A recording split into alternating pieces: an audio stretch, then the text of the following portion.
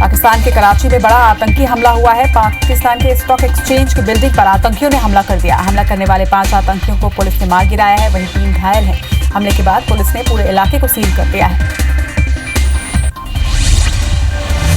जम्मू कश्मीर में सुरक्षा बलों को बड़ी सफलता मिली है। सेना ने मुठभेड़ में अनंतनाग में 3 आतंकी ढेर किए हैं। इलाके में सर्च ऑपरेशन अब भी जारी है। बता दें कि जम्मू कश्मीर में पाकिस्तान के आतंकी लगातार संघर्ष विराम का उल्लंघन कर सीमा पर गोलीबारी कर रहे हैं, जिनको हमारी सेना मुंहतोड़ जवाब दे रही है।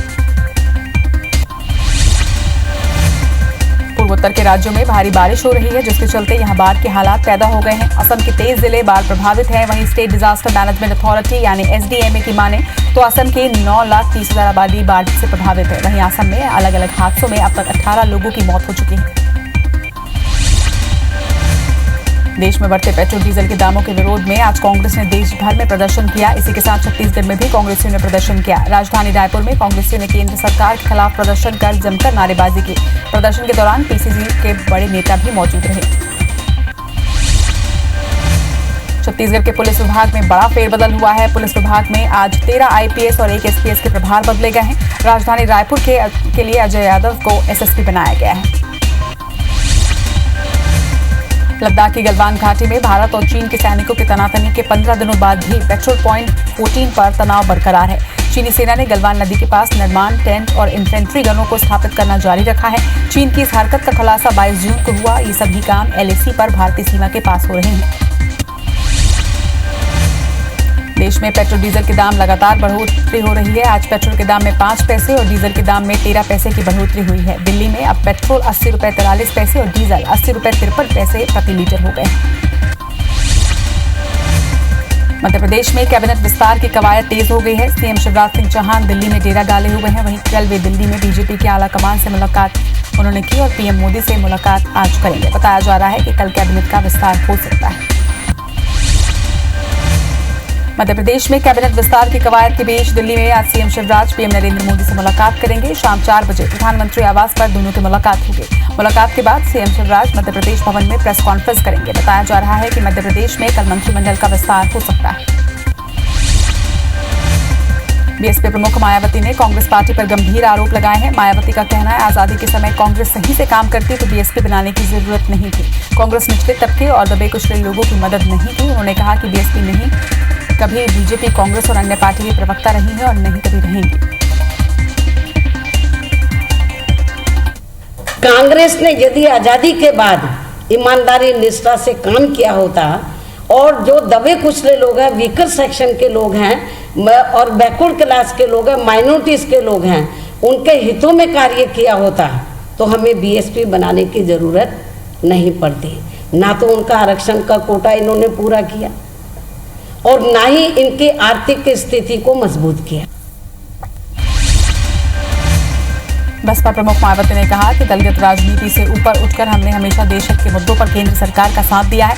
चीन के मुद्दे पर बसपा भाजपा के साथ खड़ी है। मैं कांग्रेस पार्टी को बता देना चाहती हूं कि बसपा ना तो कभी किसी पार्टी की प्रवक्ता रही है और ना ही भविष्य में रहेगी।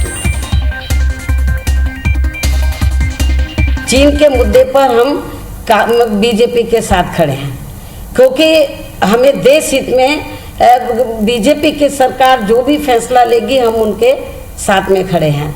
लेकिन अब कांग्रेस ये कहे कि इस मुद्दे पर उनके साथ BSP खड़ी हो जाए, ये बिल्कुल इससे हम सहमत नहीं हैं।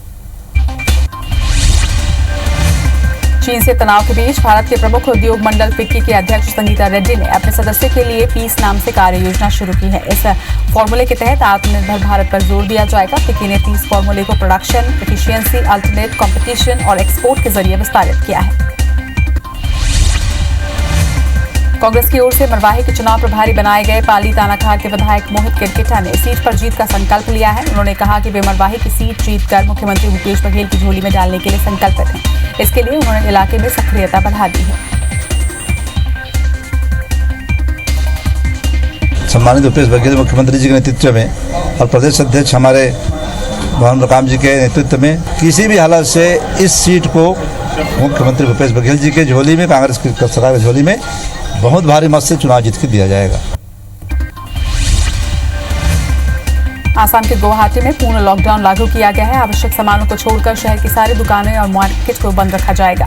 पुलिस ने चौक चौराहों पर नाकेबंदी कर रखी है। वहीं लॉकडाउन की गाइडलाइन का पालन कराने पुलिस मुस्तैद दिखी। माफिया जीतू सोनी की गिरफ्तारी को लेकर कांग्रेस ने सरकार से श्वेत पत्र जारी करने की मांग की है। मध्य प्रदेश के पूर्व मंत्री पीसी शर्मा ने कहा कि सरकार श्वेत पत्र जारी कर बताए कि जीतू सोनी के खिलाफ क्या क्या कार्रवाई होगी। जीतू सोनी के खिलाफ कमलनाथ सरकार ने कार्रवाई की थी। हनी ट्रैप मामले के साथ ही बहुत सारी बातें अभी छुपी हुई हैं जो सामने आना बाकी है। ये जो जीतू सोनी पकड़ाया है, मैं समझता हूँ कि इसके बारे में जो भी कार्रवाई हो, ये इस पे एक वाइट पेपर सरकार को करना चाहिए। ऐसा ना हो कि इसमें कहीं जो माफिया है कोई लीपापोती हो जाए। प्रेस के माध्यम से पूरी जनता को बताए, आप लोगों के माध्यम से जनता को बताए कि इस पर क्या कार्रवाई हो रही। इंदौर के most wanted mafia Jitu Soni को 5 दिन के पुलिस रिमांड पर भेजा गया है। पुलिस माफिया जीतू सोनी से 45 मामलों में पूछताछ करेगी। इधर अचानक हुई गिरफ्तारी पर कांग्रेस ने सवाल उठाए हैं। माफिया जीतू सोनी पर ब्लैकमेलिंग, लड़कियों को सप्लाई, सीडी बनाने और इससे होने वाली कमाई के बारे में पूछताछ की जाएगी। कोरबा जिले से अंधविश्वास का मामला सामने आया है। क्वारंटाइन सेंटर में भूत की अफवाह से मजदूरों में दहशत है। अफवाह के चलते क्वारंटाइन सेंटर में 3 मजदूरों को यूरिन पिलाई गई। पूरा मामला पटियापाली क्वारंटाइन सेंटर का बताया जा रहा है। बेमेतरा जिले में सरपंच के साथ मारपीट का मामला सामने आया है। गांव में अतिक्रमण हटाने गए सरपंच की 4 लोगों ने पिटाई कर दी। आरोपियों ने क्वारंटाइन सेंटर से आकर सरपंच को पीटा। वहीं मामले में सरपंच की शिकायत पर 4 लोगों के खिलाफ एफआईआर दर्ज किया गया है। पूरी घटना साजा थाना क्षेत्र के बेरला ब्लॉक की है। रतलाम में सब इंस्पेक्टर पर पत्थरों से हमला करने की घटना सामने आई है। डायल 100 ड्यूटी पर तैनात एसआई देर रात शिकायत पर डीजे बंद करवाने के लिए पहुंचे थे। इसी दौरान हमले में विजय सागरिया घायल हो गए। वहीं घटना के बाद से हमला करने वाले फरार हैं। घटना स्टेशन रोड थाना क्षेत्र के भोई मोहल्ले की बताई जा रही है। रतलाम जिले में जमीन विवाद के चलते 2 भाइयों में खूनी संघर्ष हुआ। मौके पर 10 से ज्यादा लोगों में हथियार के साथ झड़प हुई। झड़प में 4 लोग घायल हुए हैं, जिन्हें इलाज के लिए अस्पताल ले जाया गया। घटना बिलपांग थाना क्षेत्र की है। दुनिया भर में कोरोना के मामले बढ़कर करीब 1 करोड़ 2 लाख के पार हो चुके हैं। कुल मौत का आंकड़ा 5 लाख से ज्यादा हो चुका है। वहीं पूरी दुनिया में 55,49,000 से ज्यादा मरीज ठीक भी हुए हैं। दुनिया में अमेरिका, ब्राजील और रूस में सबसे ज्यादा मरीज हैं। अमेरिका में कोरोना से अब तक 26,37,000 के करीब प्रभावित हुए हैं। वहीं अब तक 1,28,000 से ज्यादा लोगों की यहां मौत भी हो चुकी है। वहीं लगभग 10,90,000 से ज्यादा मरीज ठीक हुए हैं। कोरोना के मामले में ब्राजील विश्व में दूसरे स्थान पर है। यहाँ कोरोना मरीजों की संख्या 13,45,000 को पार कर गई है। ब्राजील में कोरोना से अब तक 57,000 से ज्यादा मरीजों की मौत हो चुकी है। वहीं एक दिन में 29,000 नए केस सामने आए हैं। वहीं इलाज के बाद लगभग 7,33,000 लोग ठीक हुए हैं। कोरोना के मामले में रूस विश्व में तीसरे स्थान पर है। यहाँ कोरोना मरीजों की संख्या 6,34,000 के पार हो चुकी है। रूस में कोरोना से अब तक 9,073 लोगों की मौत हो चुकी है। वहीं इलाज के बाद 3,99,000 से ज्यादा लोग ठीक हुए हैं। इधर देश में एक दिन में 19,000 से ज्यादा पॉजिटिव सामने आए हैं। कोरोना ने 5,49,000 का आंकड़ा पार कर लिया है। देश में अब तक 3,21,000 से ज्यादा मरीज पूर्ण रूप से स्वस्थ हो चुके हैं। वहीं 16,000 से ज्यादा लोगों की कोरोना से मौत भी हो चुकी है। भारत में कोरोना के एक्टिव केस 2 लाख के पार हो चुके हैं। कोरोना वायरस संक्रमण के नए लक्षणों में बार बार उबकाई आने पर अब कोरोना टेस्ट कराना जरूरी होगा। अब तक अमूमन बुखार, सांस लेने में परेशानी, सूखी खांसी और थकावट में कोरोना का खतरा हो सकता था। अमेरिकी संस्था सीडीसी के मुताबिक यदि किसी व्यक्ति को बार बार असामान्य रूप से उबकाई आने पर व्यक्ति को तुरंत खुद को आइसोलेट कर लेना चाहिए। महाराष्ट्र में कोरोना के आंकड़े 1,64,000 को पार कर गए हैं। अब तक 7,429 लोगों की यहाँ मौत हो चुकी है। वहीं महाराष्ट्र में एक्टिव मरीजों की संख्या 70,000 को पार कर गई है। एक दिन में 5,493 नए मामले सामने आए हैं। वहीं मुंबई में मरीजों का आंकड़ा 75,000 हो गया है। देश की राजधानी दिल्ली में कोरोना मरीजों की संख्या 83,000 के पार पहुंच चुकी है। अब तक 2,623 लोगों की यहाँ मौत हो चुकी है। वहीं दिल्ली में कोरोना से 52,000 से ज्यादा लोग ठीक भी हुए हैं। एक दिन में 2,889 नए मामले सामने आए हैं। तमिलनाडु में कोरोना मरीजों का आंकड़ा 82,000 को पार कर गया है। कोरोना से अब तक 1,079 लोगों की मौत हो चुकी है। तो वहीं तमिलनाडु में एक दिन में लगभग 3,940 नए मरीज मिले हैं। वहीं 24 घंटे में 1,443 मरीज ठीक हो चुके हैं। कोरोना पॉजिटिव केस मिलने से प्रदेश तीसरे नंबर पर है। देश में गुजरात कोरोना के मामले में चौथे स्थान पर है। गुजरात में अब तक 31,397 कोरोना पॉजिटिव सामने आए हैं। प्रदेश में अब तक 1,809 लोगों की संक्रमण से मौत हो चुकी है। वहीं 22,000 लोग कोरोना को हराकर डिस्चार्ज भी हुए हैं। वहीं एक दिन में 624 नए कोरोना संक्रमित मरीजों की पुष्टि हुई है। मध्य प्रदेश में 221 नए कोरोना मरीज सामने आए हैं। इससे कोरोना के कुल पॉजिटिव केस 13,198 पर पहुंच गए हैं। मध्य प्रदेश में 558 मरीजों की अब तक मौत हो चुकी है। वहीं अब तक प्रदेश में 10,000 से ज्यादा मरीज पूर्ण रूप से स्वस्थ भी हुए हैं और प्रदेश में एक्टिव मरीजों की संख्या 2,500 को पार कर गई है। इंदौर में कोरोना संक्रमण से मृत्यु दर में बढ़ोतरी से जिला प्रशासन ने दोबारा सघन सर्वे शुरू किया है। अब तक 27 लाख आबादी में 11 लाख लोगों का सर्वे हो चुका है। वर्तमान में 30 से 50 के बीच रोजाना पॉजिटिव मरीज मिल रहे हैं। वहीं मौत की दर में भी 4.8 पर पहुंच गई है। जिला पंचायत सीईओ ने बताया कि सर्वे से मरीजों की पहचान आसान हुई है। सिरमौर से विधायक दिव्यराज सिंह की कोरोना रिपोर्ट पॉजिटिव आई है। विधायक पिछले दिनों शहीद दीपक सिंह के अंतिम संस्कार में शामिल हुए थे। विधायक सीएम शिवराज वीडी शर्मा के साथ रीवा भी आए थे। कोरोना की आशंका के चलते एमएलए 20 जून से सेल्फ आइसोलेशन में थे। बाद में कोरोना टेस्ट कराने पर उनकी रिपोर्ट पॉजिटिव आई है। छत्तीसगढ़ में 84 नए कोरोना पॉजिटिव मरीज मिले हैं। इससे कुल संक्रमितों का आंकड़ा 2,698 पर पहुंच गया है। प्रदेश में एक्टिव मरीजों की संख्या 623 हो गई है। वहीं राजनांदगांव में 16 और रायगढ़ में 11 लोगों की रिपोर्ट पॉजिटिव आई है। छत्तीसगढ़ में अब तक 13 लोगों की मौत हुई है। शहीदों के नाम पर छत्तीसगढ़ में बीजेपी कांग्रेस आमने सामने है। बीजेपी की वर्चुअल रैली में मध्य प्रदेश के सीएम शिवराज सिंह चौहान ने शहीदों को सम्मान नहीं मिलने की बात कही थी। इसके साथ ही पैसे को लेकर सीएम भूपेश पर निशाना साधा था। इस पर सीएम भूपेश का पलटवार करते हुए उन्होंने कहा है कि पैसों से जान की कीमत नहीं होती। मुंगेली जिले में टिड्डियों के हमले को लेकर प्रशासन अलर्ट मोड पर है। बताया जा रहा है कि टिड्डी दल मुंगेली जिले के लोरमी से लगे मैकल श्रेणी के जंगल में डेरा डाले हुए हैं। लोरमी एसडीएम ने बताया कि कृषि और वन विभाग की टीम लगातार इस टिड्डियों पर नजर रखे हुए है। जैसे ही ऐसी कोई बात सामने आएगी, टिड्डी दल के प्रकोप से रोकथाम के लिए उपाय किए जाएंगे। जून महीने में लगातार 21 दिनों से तेल के दाम बढ़ रहे हैं। मध्य प्रदेश की आर्थिक राजधानी इंदौर में डीजल का भाव पहली बार 80 रुपए लीटर के पार पहुंच चुका है। वहीं सोमवार को पेट्रोल 88 रुपए 18 पैसे लीटर और डीजल 80 रुपए 6 पैसे प्रति लीटर हो गया था। दाम के बढ़ने का सबसे ज्यादा असर ट्रांसपोर्टरों पर पड़ा है। ट्रांसपोर्टर्स ने 20% भाड़ा बढ़ाने की मांग की है।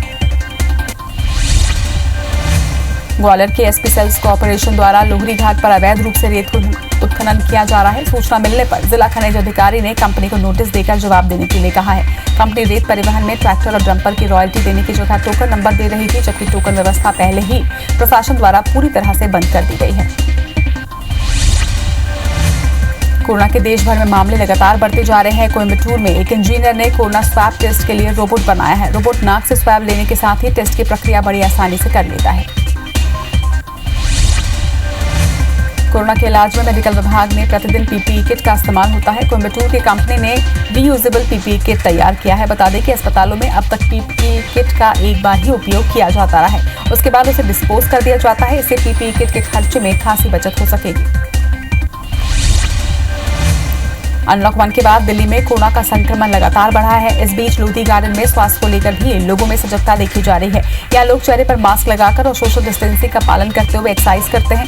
वहीं बता दें कि दिल्ली में कोरोना संक्रमितों की संख्या 83,000 को पार कर गई है। कटनी जिले में लगातार बारिश से बस्तियों में पानी भर गया है। निचली बस्तियों में चारों तरफ पानी ही पानी नजर आ रहा है। वहीं इंदिरानगर में कई घरों में पानी भरने से दीवार गिरे हैं। फिलहाल अभी किसी के हताहत की खबर नहीं है। महासमुंद में सांसद चुन्नीलाल साहू ने एक प्रेस वार्ता में कांग्रेस पर आरोप लगाया है कि लोकसभा में छत्तीसगढ़ सरकार से प्रदेश से पलायन करने वाले मजदूरों की संख्या पूछी गई थी।